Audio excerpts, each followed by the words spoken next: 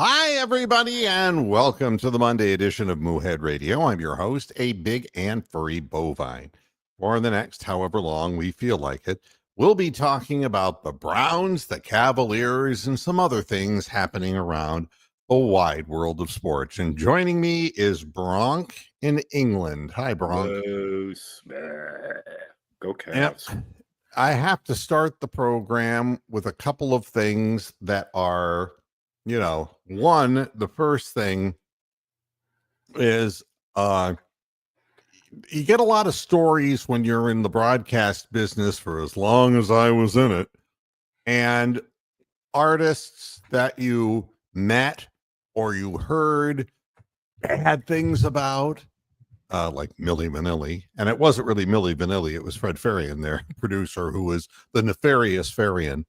And then the people who were like really good. Yeah, and we lost talent. Yeah, we really lost a great one in Roberta Flack.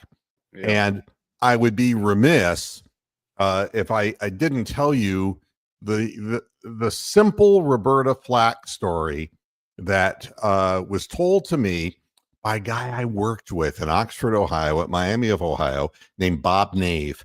Bob Nave was a keyboard player for the band, the Lemon Pipers, Green Tambourine Band, right? Right. Listen while I play my green tambourine. And he also remember that. Yeah, and the other guy who was in the Lemon Pipers was Bill Bartlett. And Bill Bartlett was part of Ram Jam. Whoa, Black Betty, bam-a-lam, oh, Black. Okay. Yeah. We got that one. So we'd hang out, at the local tavern. There was an upstairs tavern in uptown Oxford, Ohio. And he was telling me about just his experiences touring, and that the Lemon Pipers, that he said Green Tambourine was not at all what the band was about, but it was the hit song that they had, and it got them on tours. And so they were opening for people like Jimi Hendrix and the Who. Yeah. I'm going, holy shit, you were opening for people like that. And he met so many people. And that's right, Rick May. That I'm glad you know that. Rice is Nice was their follow-up. But Bob Nave was a really good guy. And in those days, we used to smoke weed together and just kind of hang out. And he told me a story that he had met Roberta Flack. And she, as he put it, she was a class lady. And so after hearing good things about her personally, and, Killing Me Softly was a big song, but I didn't know much about her. And what I can say about Roberta Flack is that not only is she a quality person, it wasn't just about her music, but that she taught that music to people. If you're not familiar with Howard University, it's an African-American based college. Baltimore, Yep. And she was a professor of music at Howard.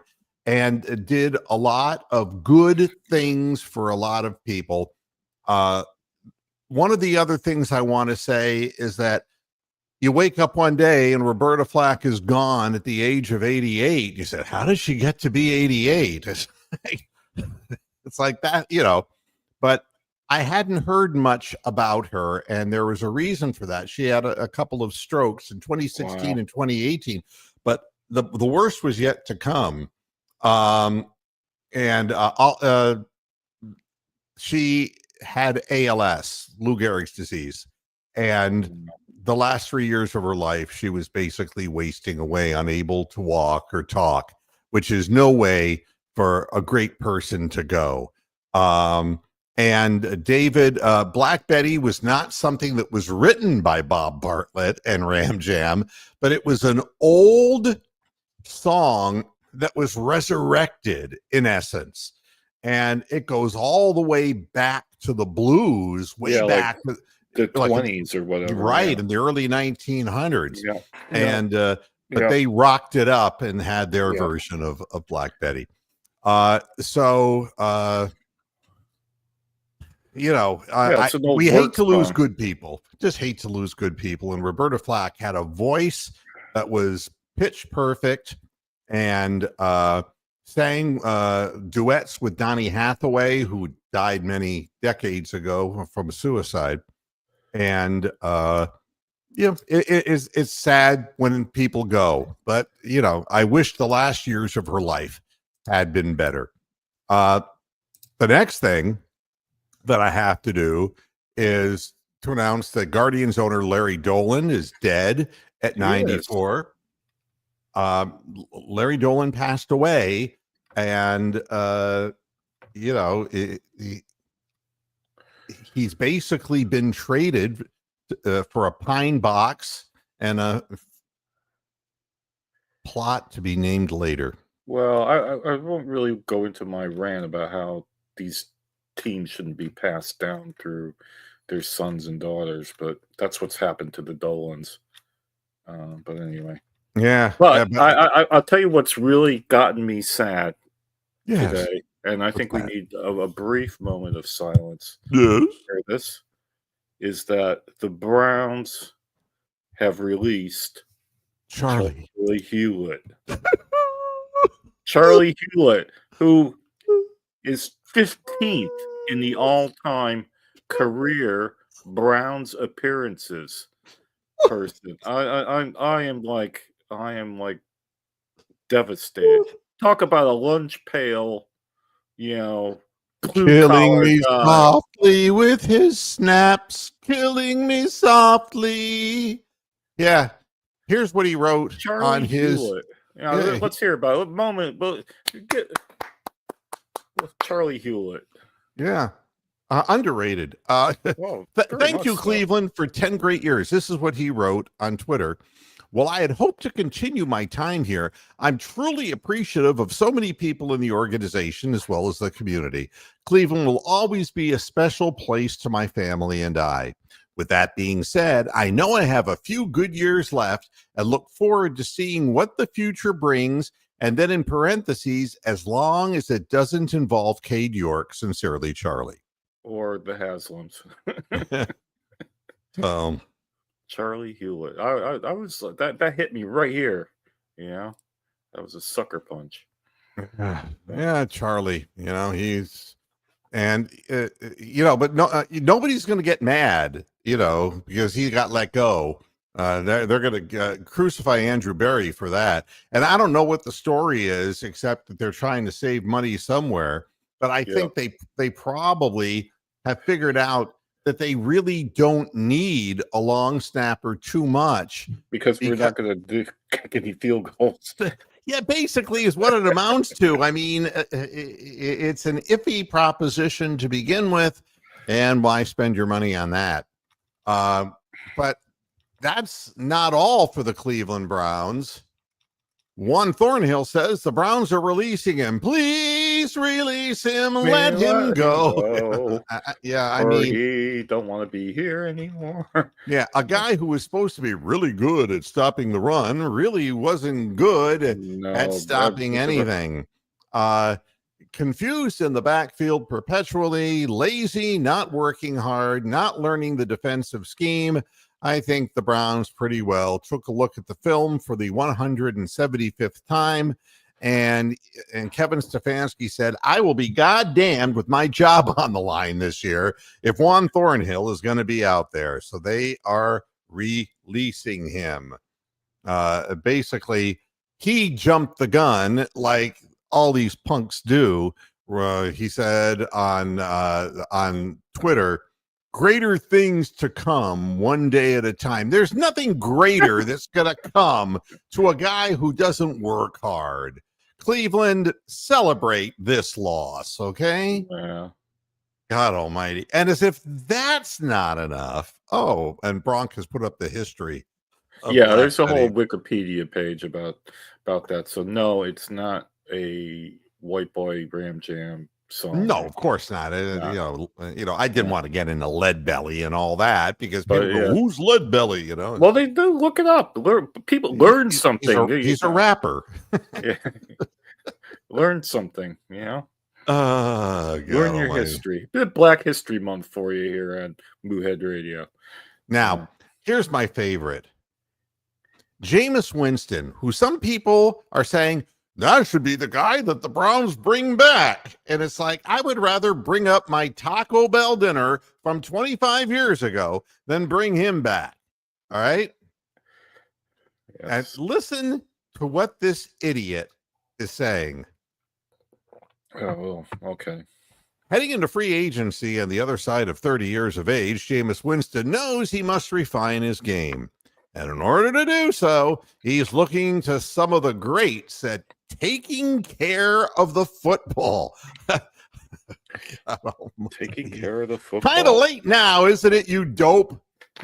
Honestly, the quarterbacks I've been watching this season have been Aaron Rodgers and Russell Wilson. Da, da, da, da, da.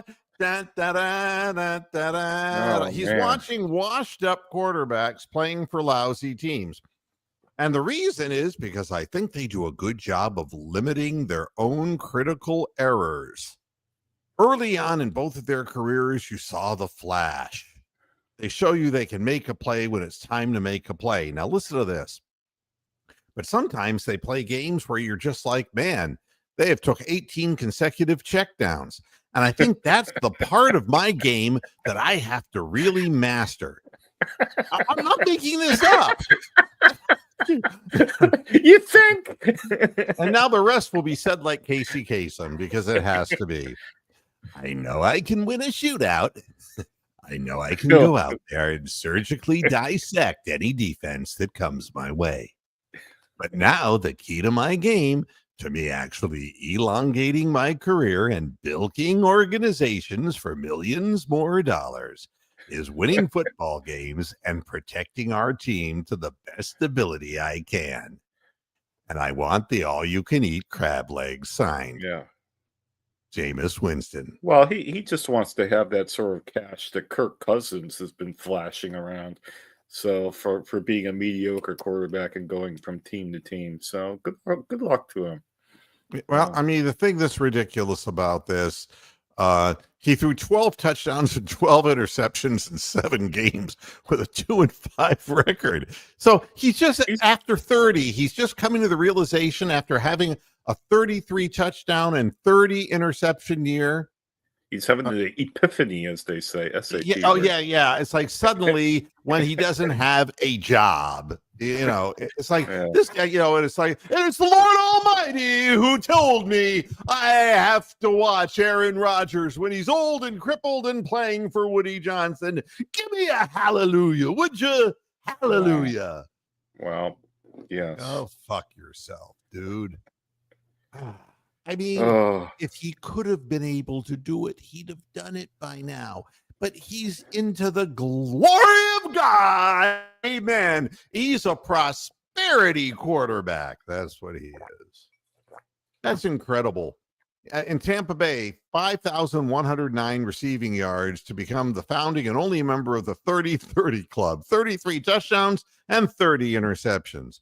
And that's a club you don't want to be in, It's like Groucho Marx. Wouldn't have me I don't want to be in a club that would have me, But Tampa Bay is now saying hallelujah to Baker Mayfield. And it's like, you haven't won anything. You want him back? Go ahead, you bring him back.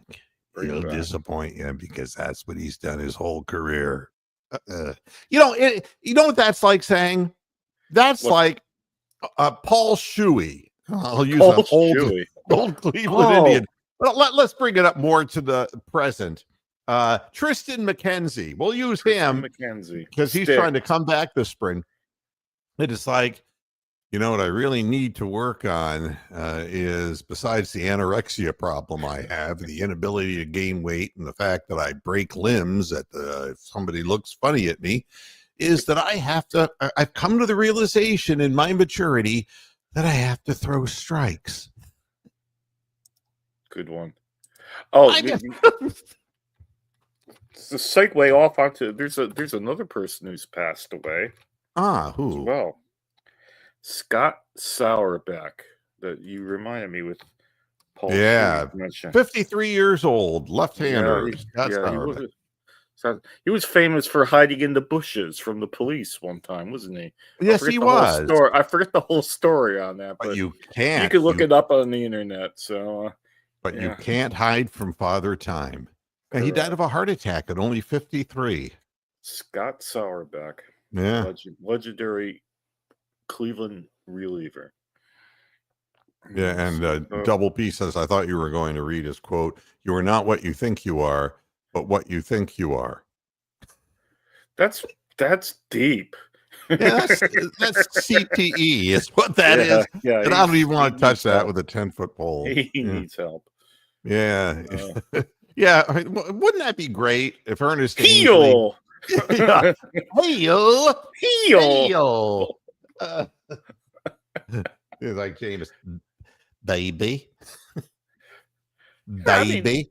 I think Jameis could have a career in televangelism. Really, If nothing else, should hire him. he's Yeah, already somebody should hire him stolen to do crab that. legs. Now he can steal people's money. That's the difference. There is Wow. no grifting is grifting, you know. Absolutely. So, Well, now we'll go on to things about winners and not waste any more time. If we're going to talk about the Cavs, I've got a new Moohead character suggestion for you, which you can obviously reject because that's what you do a lot of the times. But we have to, I would think that Tom Thibodeau should be voiced with the Ed Sullivan voice. Because I think with his arms folded, looking all grumpy, and the shoulders hunched. With the hair slicked back. What hair there is. Yeah. You need to have Tom Thibodeau describe that game Friday night against the Cavs as Ed Sullivan. Well, now you know, right here on this very floor. I ran my players to death. Let's really hear it for the fact that they were crippled. Really hear it. Yeah, Jason Brunson. Right here, give a shout out to Jason Brunson here in the audience. Those hunched up shoulders and the little Tyrannosaurus Rex arms, and and the Knicks fans, it's like you can't really possibly think that this team is a contender. You can't possibly. No. They were even more awful against the Celtics. Was it yesterday or whatever day it was? Well, I mean, they're going to be awful against anyone. I mean, let's be honest about this. The only difference between Johannes Embiid and Karl Anthony Towns is the fact that Towns is playing. I mean, if I want to see a big fat guy who can't make it up and down 82 feet or 84 feet, whatever the length of the court is, you can just watch me. Right. I can do that. I go halfway to half court and just kind of hang back, you know. You guys do the work, and I'll just wait back here and cherry pick. Karl Anthony Towns is immobile. My God. I so enjoyed those games. But I'm looking at the Knicks, and I'm thinking to myself, this is, the road goes through New York. That's what they were giving us at the beginning of the year. They were.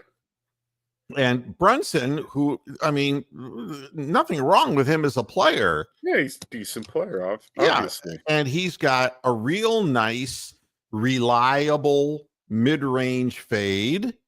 Yeah. And he started out the game like he was house on fire. He got like 9 points in a row or the game off, something like that. Look, and as long as you're going to play in a 2-point league, he has a lot of value. But the problem is that he is, with the exception of backing people down and fading, and then maybe faking the fade and just throwing the ball up off the backboard, he's not Donovan Mitchell. Let's be honest about that. No, he doesn't have anywhere near the athletic ability or the strength or any of it. Anything. No. He's playing 40 minutes a night, and that isn't going to last for long. He's not going to last for long. They didn't have Josh Hart in the lineup against us, but they did against the Celtics, and it still And they didn't got matter. killed. They got absolutely killed in that game. I watched that. That was great. But fantastic. I mean, at least Hart gave them 20 points. He did. But you take a look at the starting five for the Knicks, which were Bridges, Anunoby, Karl-Anthony Towns, Brunson, and Hart. Yeah. Bridges was a negative 23. Negative. And Anunoby was a negative 9. Karl-Anthony Towns was a negative 1. Brunson was a negative 9, and Hart was a negative 12. Achua was a negative 9 off the bench. Cameron Payne a negative 4. Only one player had a plus number, and that was Shamet, who played in garbage time. Now, if you tell me how Bridges, Anunoby, Towns, Brunson, and Hart, I mean, I think Josh Hart is a wonderfully a versatile player. Don't get me wrong. A wonderful rebounder. We talked about this because we weren't sure whether he was going to play against us or not, and he did not. Yeah. But he can make some big shots, and the whole point of the New York Knicks is they got to be close to you, because honestly, where are the 3-point shots going to come from here? They're not going to come from Anunoby, and they're, Karl-Anthony Towns, it will shoot the 3 now because he can't make it up the floor. Brunson is predominantly, again, a 2-point guy. He's not a 3-point guy at all. And Hart is a guy who's not a great 3-point percentage shooter, but is a good clutch player. But Hart gives you great rebounding for a man his size and really good, solid, hustling defense. Brunson is not a good defensive player. Karl-Anthony Towns was listening to, Linda Ronstadt while he was trying to guard Blue Bayou. Yes, trying to guard Evan Mobley. I know all these jokes. Like, right by him. I mean, and Anunoby is an anomaly. Anubis, Anubis. An anomaly. And Bridges might as well be Lloyd Bridges, because it really picked a real bad time to join the New York Knicks. So, so why people are still talking about the Knicks? Even Stephen A. Smith has given up. Given up. I mean, I feel sorry for him having to watch that team. I actually feel sorry for Stephen A. Smith. I never thought in my life I would ever say I don't feel sorry for him at all. But, I mean, but normally he'd be on that talk like this. He'd be on that, but instead, you know what he did? Right after the game, he was like, yeah. That's what he had to say. And it's like he's timidly trying to argue with Charles Barkley or whoever, and he's just like, no, I think the Cavs have a chance. It's like, is it better to say now that the Cavs have a chance to win the championship, or at least to get to the finals, than it is to try to convince the audience that the Knicks are any good? Yeah. Wow, the Cavs are still 8-1. I mean, that's a bargain if you're into that sort of thing. And Double P is like, I don't think they look like a good team on paper. Even I don't think a coach would help them either. No, I think they're at a point now where Karl-Anthony Towns is really on the downslope, and Brunson is what Brunson is. They don't have anybody coming off the bench. I mean, if you have Achua, Payne, McBride, and Shamet coming off the bench, and if you think that a rebounding guy like Mitchell Robinson, if he comes back, is going to make a goddamn bit of difference, I think you're wrong about that, because their problem is, if you score 105 points in the NBA, you're not going to win. And they were kind of like Uncle Joe. They were moving kind of slow. I mean, down at the junction, yeah. I mean, I don't understand. There was no motion in the offense. It was dribble, dribble, dribble, back somebody down, hoist. I mean, they were so outsped, outclassed, outworked the Cavaliers destroyed them in such a way that nobody should ever question the Cavaliers against the Knicks ever again. Ever again, yeah. I want to hear that shit. And if you're one of these fans that only watches the Cavaliers, you're missing out on how good the Cavs are this year. If you watch other teams, like particularly if you watch a game with the Sixers and the Knicks, or like even the Celtics and yesterday, or Minnesota or Golden State, now I've watched games. The Cavs play with much better tempo, and they're quicker, they're fitter, they're faster, they're in better shape, and they know what they're fucking doing. And you just see these other teams looping around, playing out the string, and not looking competent. It really is a stark difference. Watch other teams play, and you'll see how much better the Cavs are. I wish I had this particular sound bite, but I will just talk about this. Ty Jerome has been magnificent. Right? Well, yesterday, yeah, absolutely, yeah. And I mean, you want to talk about a surprise, and it's not lucky. He's a smart player who uses his body and the skills that he has. He's a really good passer. He's a great teammate. And he had a real moment in the sun with no Darius Garland against the tied for the top scoring team in the league with the Cavaliers, Memphis Grizzlies. We were losing 22, 23 points a game because of the absence of Darius Garland. Yeah. And it forced Ty Jerome to play more minutes than he had been playing. And I think if I don't have the Cavaliers. Well, there it is, the box. Yeah. Let me bring up the box. Kenny Atkinson managed that rotation perfectly yesterday by having Okoro start and then bringing in Jerome when the other team was tired, and Jerome could do his thing and get open, and they had to guard Jerome's almost always playing with Mobley, and the other teams flop on Mobley, and Jerome has a path to the hoop and can throw in his floaters, and it's such a nice thing to see. But with again, Mobley played 36 minutes, all right? Yeah. And Okoro played 19. Jared Allen played 31. He gutted it out with obviously he didn't look well with his hand. No, that thing's all bandaged up.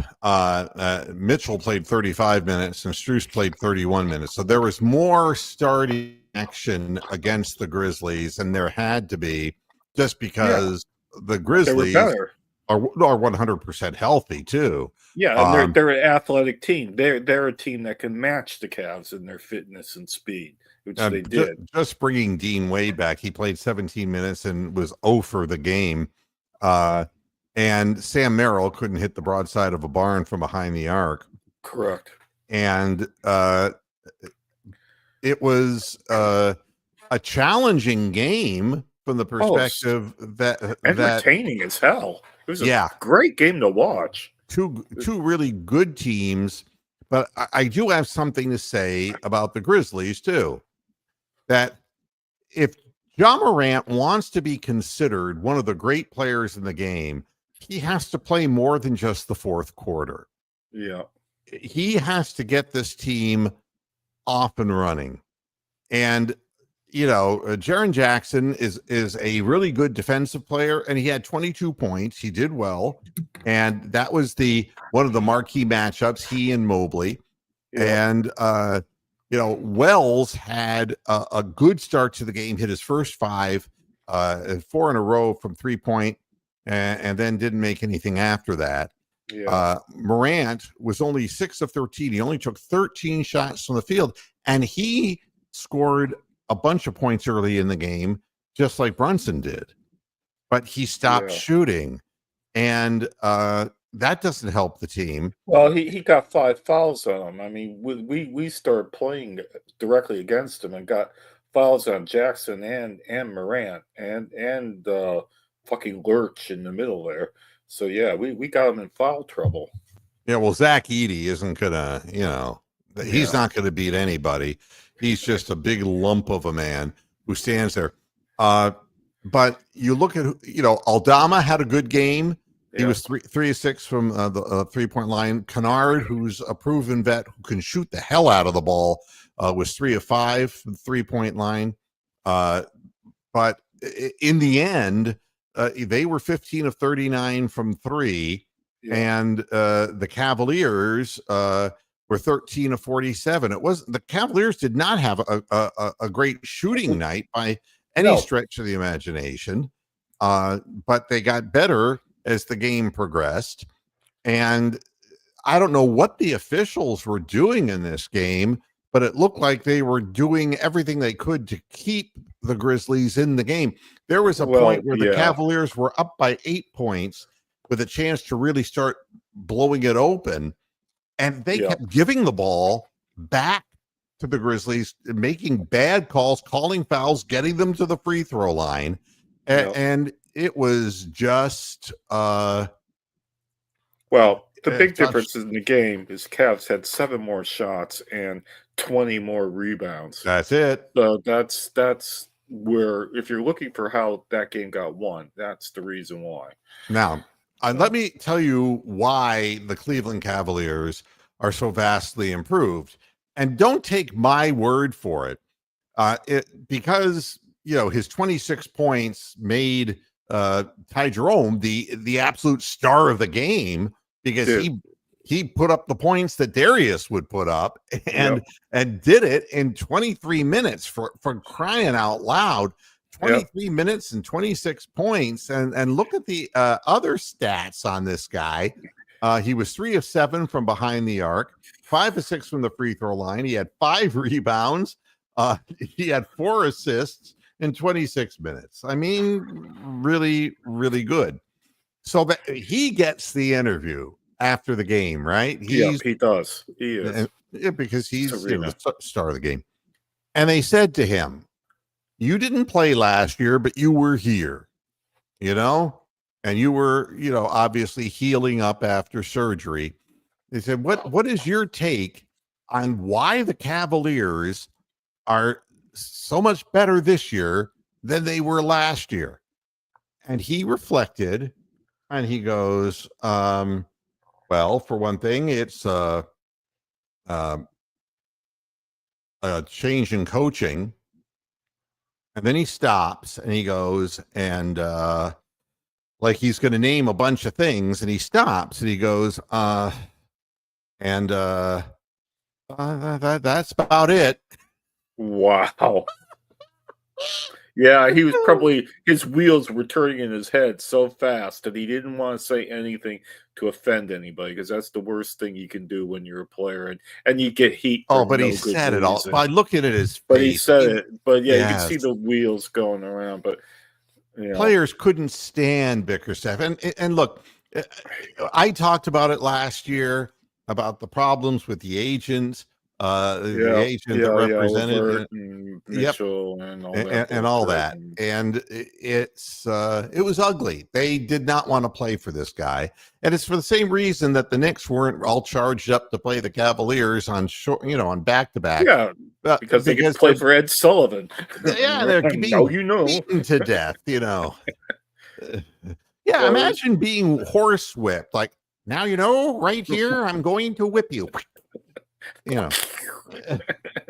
And Topo Gigio is sitting on the bench. I don't. The game changes. You need different type of coaching for today's game, and Tom Thibodeau is not exactly Mr. Flexibility, but neither is JB Bickerstaff. And people can point out what a great job he's doing with the Pistons, and I'm thrilled that he's doing well for the Pistons, because it won't last for long. Because the players are gonna get wise to it year after year. And at the end of the year, they're gonna look at it and say, why can't we do this and this and this on offense? And I was reading, I'm looking at the development of Cade Cunningham statistically, and he's really come along in his 4 years. And he's up to a 46% field goal, percentage on the field, which is great. And he's up to about, I think it was 37% from three, which is a vast improvement from where he started out at. And, but the offensive sets are the same things that he ran with the Cavaliers. You can't teach an old dog new tricks, and JB has no clue about offense. And if you don't have an explosive offense, it is damn hard and getting harder every year to win without good defenders, because the offensive part of the game, the up and down 3-point, everybody could shoot threes now. Yeah, you can't leave any 3-point shooters open and hope that they miss it and be rewarded for leaving them open. The future of the league is being pondered by Adam Silver, that, maybe the whole thing is we should shorten the season. No, we should shorten the games. That's what we're going to do. We're going to try going to 10-minute quarters instead of 12-minute quarters. But let me tell you what the real future of the game is. And the Cavaliers are the real future of the game. We are. I mean, you look at the players and the interchangeability of those players. I mean, you could go out of your way to get DeAndre Hunter onto your roster, and you don't have to worry about starting him. Because Correct. You want him to come off the bench, because you want him to be effective on his time on the court, and he's more effective coming off the bench. And Absolutely. That's what the organization concluded. But you look at the players who were the mainstays, guys like Mobley and Allen, who aren't always on the floor together, Donovan Mitchell, who is a mainstay. But you have a guy like Max Strus, who just runs and runs like a crazy man until he drops. You've got Ty Jerome, who comes in for his tidy 20-odd minutes and does his thing. Sam Merrill, who has lost his shot because he's trying so hard to play defense that it looks like his shot is all fucked up. Yeah, he's rushing his shot, it looks like. But the grooming of CPJ, because people are saying, Ty Jerome is going to get a starting position for another organization, and well, he's earned it. I mean, I'm not gonna, I'd love to have him forever, but so I don't think he's going anywhere. But anyway, well, that's what you say. But money talks, bullshit walks, and he's available because he's can be contractualized, and CPJ is being groomed. The future is not having to depend on the injury-prone Dean Wade. It's being able to have 10 guys who can play for you. I mean, you've got, if I name Dean Wade and DeAndre Hunter and Ty Jerome and Merrill and CPJ, that's 5 guys. CPJ played a lot of last season because of injuries to Garland and did very well. Yeah, he did. And Sam Merrill is the 3-point shooter, the Kyle Korver kind of guy who right now his shot is wonky. But then you have Jerome and Hunter and Wade was the starter, and Strus was coming off the bench. Now he's the starter, but the interchangeability of parts is what saves the energy at the end of the season. The future of the NBA is having depth. Yeah. And it's not easy because you have to be an owner like Dan Gilbert, who doesn't spend the luxury tax. Yeah, he doesn't care about that. He wants to win, and that's how it works. Yeah. Which is why I don't think Ty Jerome's going anywhere unless he's traded for something, but who God knows. I mean, anyway, so Double P is saying maybe they're saving a Morant for the playoffs. Well, something, Morant is not a great 3-point shooter, and recently he's been shooting like in the last 10 15 games like 31%. So if he's getting tired, maybe his arms are getting tired from lifting so many guns. I can't tell you what the problem is there, but again, a player has to know what his role is on the team. A team looks to certain players, and Donovan Mitchell is a guy that the Cavaliers look to because he's been there and he is a guy who has broad shoulders. And now that Darius Garland is really putting it together this year, he too is a guy who in the fourth quarter can change a game for you. Correct. And you're also seeing that when things were getting tough, Mobley started to put up 3-point shots. He did. And so the team is sharing the weight of, and when DeAndre Hunter's in the game, he's, didn't have a great game shooting from three, but no, he didn't. But he was great against the Knicks the other night. So he was 4 of 6 though from mid range. Yeah. And he's got a fadeaway, and he's 6'7" with 7'2" wingspan. And he, and it's there's no secret to why they're rebounding better. It's like you've got Mobley, you've got Allen and Hunter now, and with Dean Wade back, you can put him in. He can help a little bit, and just the hustle factor, playing for a coach who knows how to coach. Yeah, and Ty Jerome is getting in spots where he's getting rebounds. Yep. These we're getting the long rebounds to go fly over the head of the bigs, and Strus and Jerome and the other, Merrill and that are getting these, long bouncy rebounds. And Strus had 8 rebounds. Wade had 6 rebounds. Hunter had 8 rebounds. And people forget that Hunter, when he played with Ty Jerome at Virginia and won the national championship, was a defense first player. Yeah. It's not that you make more money if you could put the ball in the hole, and that's what obviously he's learned coming into the league. But he has the roots to know how to play defense, how to throw shots off.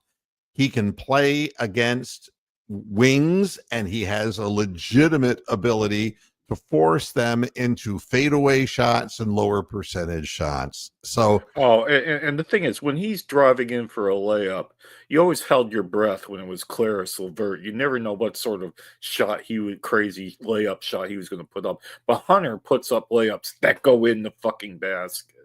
I mean, you can know that it's going to go in. And but the thing about Atkinson is that he rotates the players in such a way that if 1 or 2 or 3 of them are not having a good game, somebody else comes in, and then they fit into that system nicely, to the extent that somebody will be looking at this tape of the Grizzlies game. The Magic coach be looking at this tape, and they'll probably say, "Oh, we got to stop Ty Jerome." Well, what Atkinson might do against the Magic is that he might only play Jerome for like 10 minutes and have somebody else come in and fucking ass rape the Orlando. He doesn't rely on one guy every day to do. He doesn't have to. And the fact of the matter is, we've seen Donovan Mitchell have shooting slumps during this season. Garland,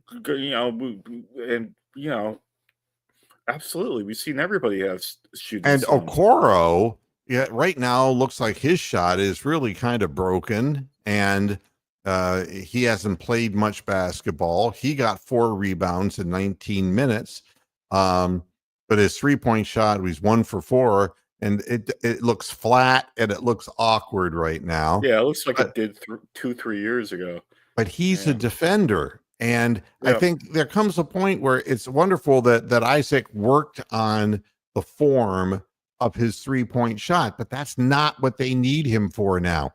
I mean, if you're looking for a guy on the wing to hoist a 3, you've got the hot and cold Strus, that if he makes his first shot, Strus, they all go in. Yeah.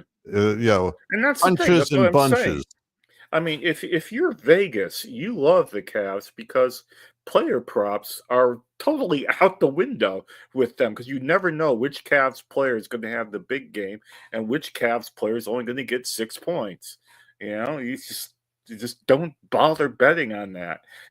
and the other thing is, you've got Donovan Mitchell who can throw in 3. You've got Darius Garland who could throw in 3. Mobley is even shooting 38% from behind the arc. Yep. So you don't need to worry about Isaac Okoro throwing those up anymore. Dean Wade has not found his 3-point shot since he's come back to the team because he's been off and on that way. Well, he probably can't bend his leg properly or something. There's probably something still wrong with him. DeAndre Hunter can shoot the 3-point shot, but if he's not making it, like in the game against the Grizz, he is able to bring it other down. Things. Yeah, he can invent a shot in the lane for make himself. His own shot. Get separation. Ty Jerome is making 3-point shots, and Sam Merrill, if he's hot, that's what he shoots, or 3-point shots. They don't need that, and it all goes into the future of the NBA.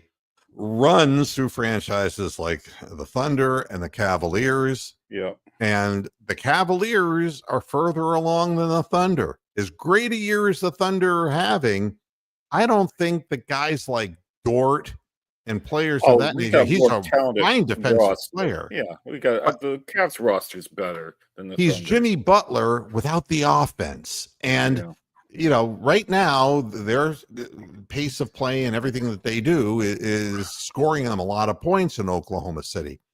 But they are trending in the right direction because they too, and the Grizzlies don't play their starters huge minutes. No, they didn't. Yeah. I mean, you look at what they played. Jaren Jackson played 25 minutes, Wells 22, Edey 25, Morant 34.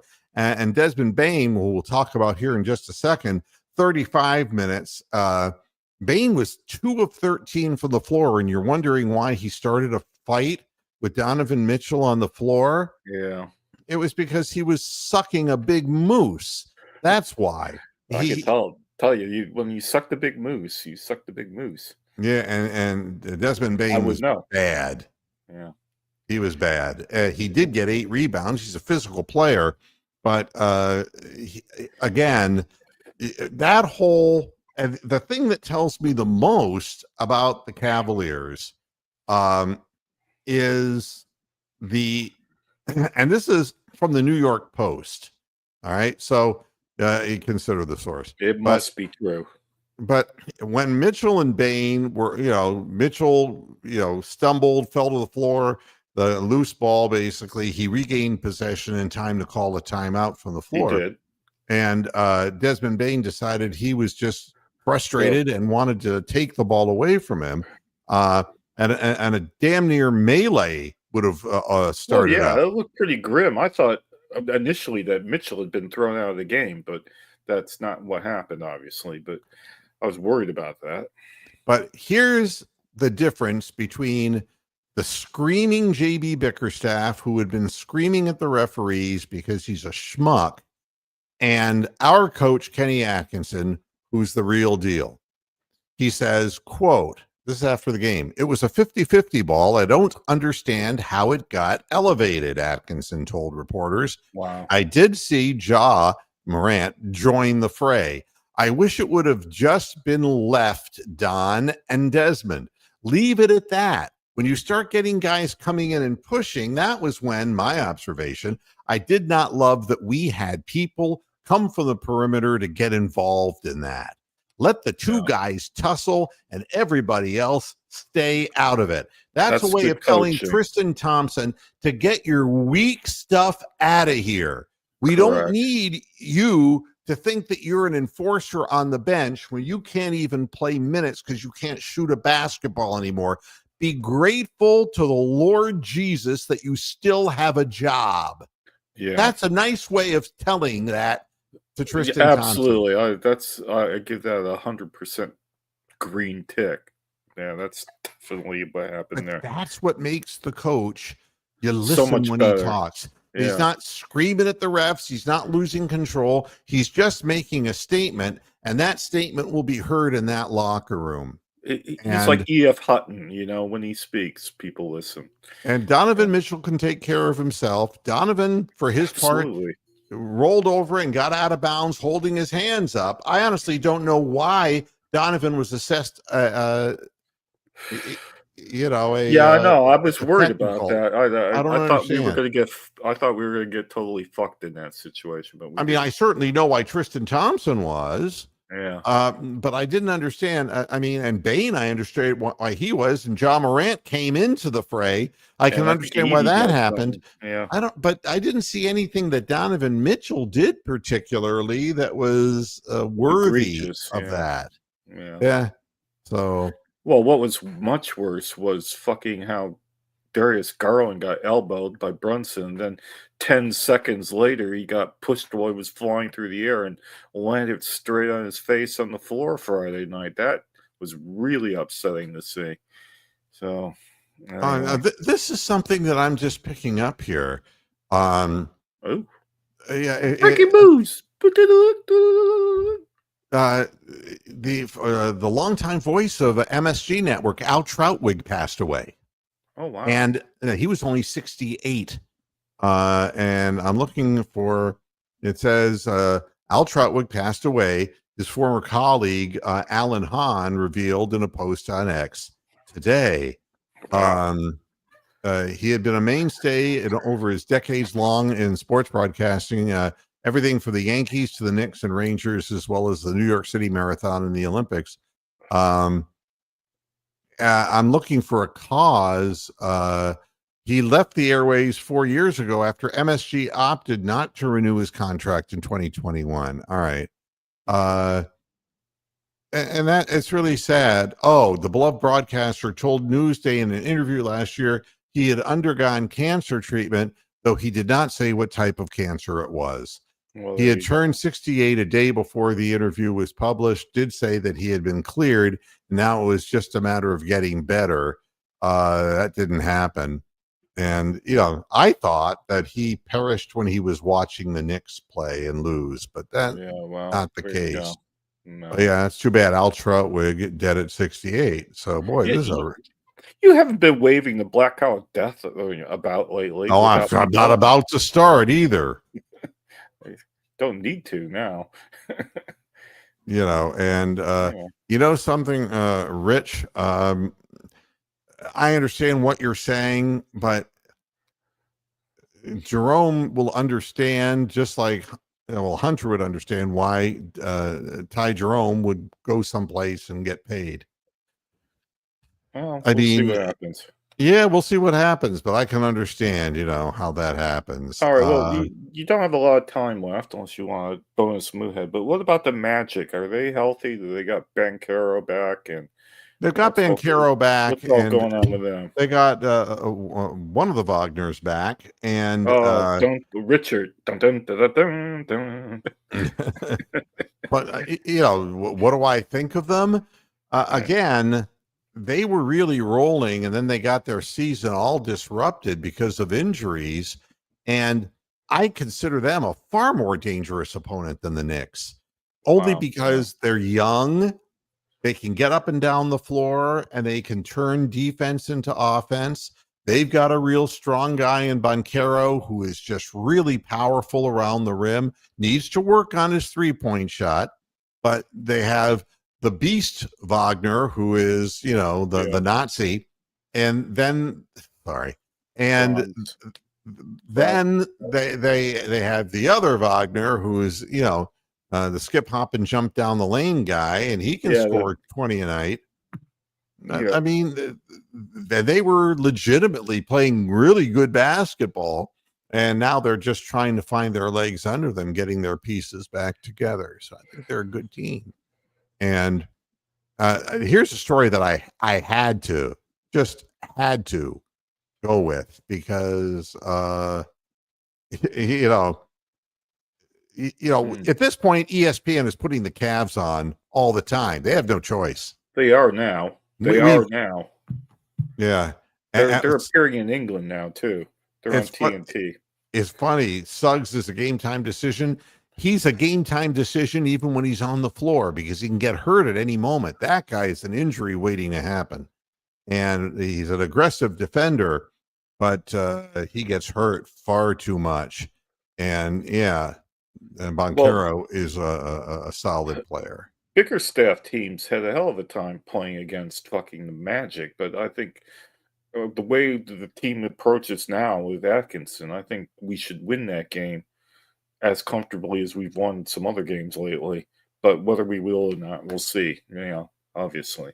I want to conclude this program with a very interesting story. Ooh. The Division I University of Maryland Eastern Shore baseball team. Okay. Right? That's their Daktar's neck of the woods. He lives over there. Yep. The Hawks defeated the Towson Tigers 14-7 in the second game of a doubleheader at Meritus Park in Hagerstown, Maryland. Yes.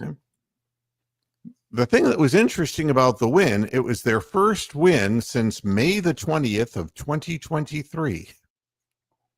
Wow. Get this. UMES went winless with an 0-48 record in the 2024 season. That's unbelievable. They didn't win a game in the 48 consecutive losses. And in then baseball, that's hard to do because I know you're going to meet a bad pitcher at some point and should be able to hit 5, 6, 7, or 8 runs. your pitcher has an ungodly great Yeah, game. they throw a no-hitter or something. Yeah, I mean, it's hard to do in baseball, lose that many games. And the Hawks began the 2025 season with an 0-5 record. Wow. Right? They lost the first game of the doubleheader 10-0 and fell behind 5-0 in the first inning of game 2. Here we go again.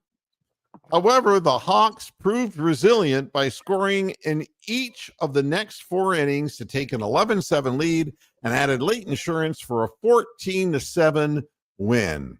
Wow, touchdown. Yep. And wait. There's more. It definitely feels good to have that pressure off of our shoulders, head coach Manny Acta said. What? No, I'm kidding. But yeah, you know, Hugh Jackson was bad. That is nothing. 0-48. I mean, could you imagine?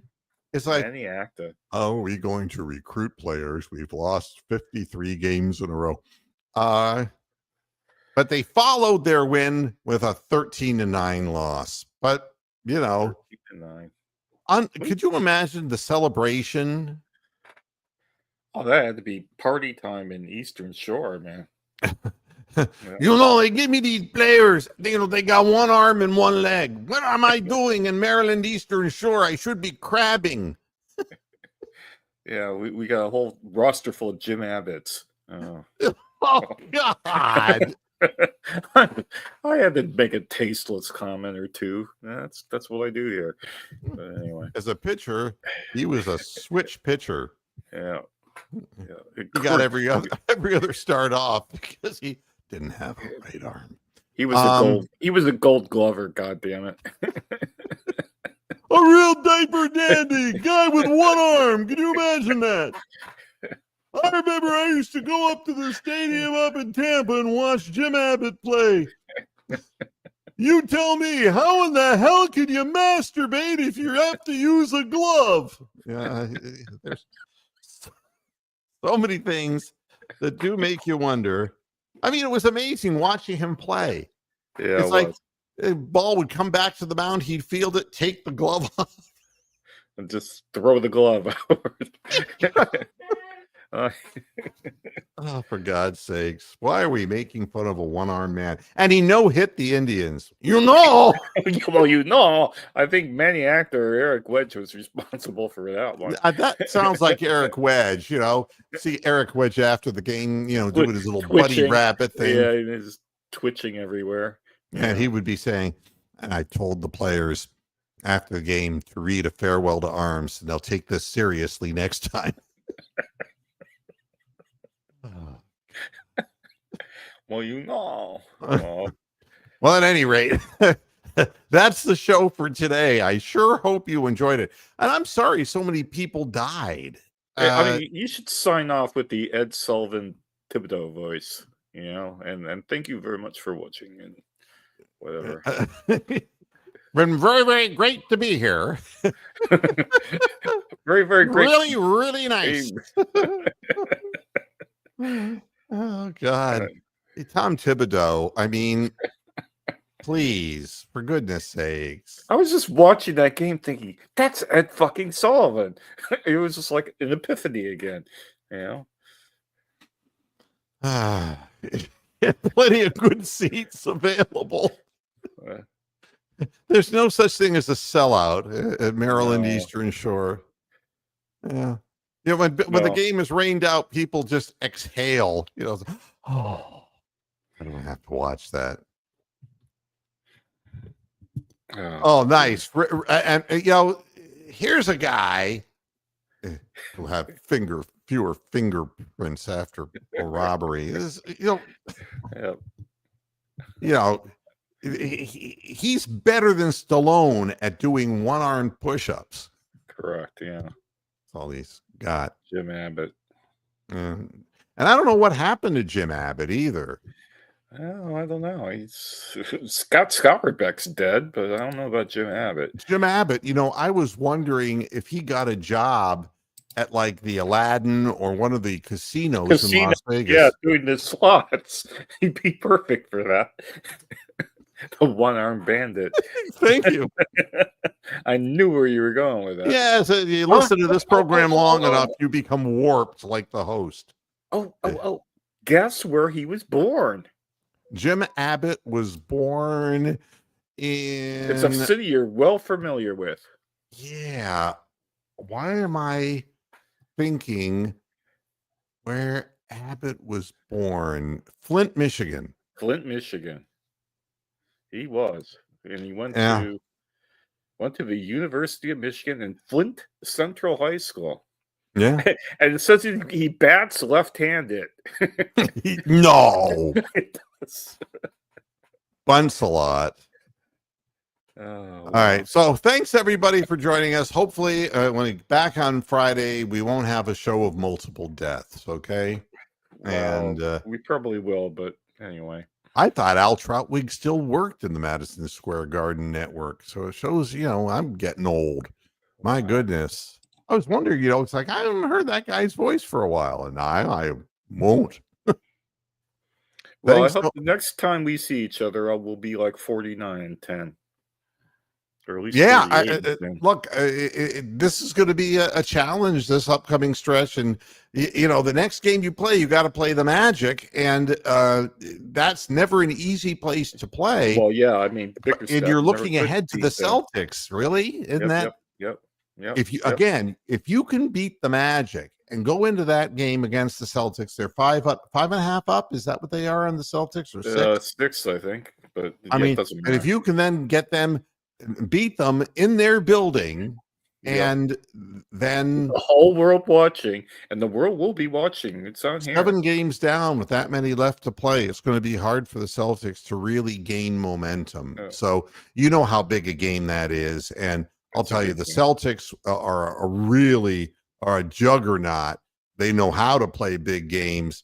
And when they're hitting the 3-point shot, it's hell. I mean, they got their own version of the Irish Cavalanche.